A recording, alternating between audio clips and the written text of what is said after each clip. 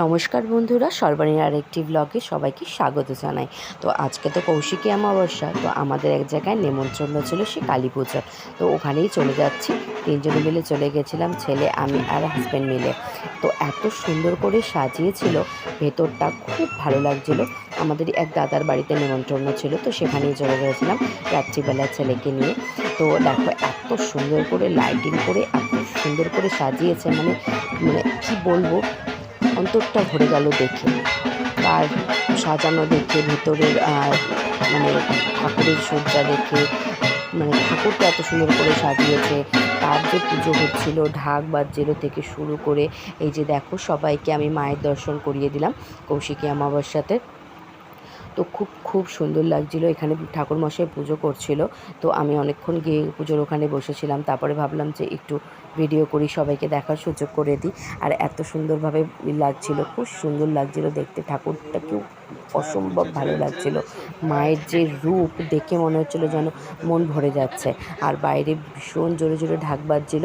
আমি সেই ঢাকের আওয়াজটা তো মানে অবশ্যই ক্যাপচার করেছি, কারণ ঢাকের আওয়াজ আমার ভীষণ ভালো লাগে। মনে হয় যেন যে মানে একটা পুজো পুজো যে পরিবেশ, সেই ঢাকের আওয়াজ যদি না শোনা যায় তাহলে মনে হয় না যেন পুজো হচ্ছে। এই দেখো সুন্দর করে ঢাক বাজছে, আর অপূর্ব সুন্দর ঢাক বাজাচ্ছিল ঢাকিগুলো। এত ভালো লাগছিলো ঢাকি বাজাদের ঢাকগুলো শুনতে, ভীষণ ভালো লাগছিলো।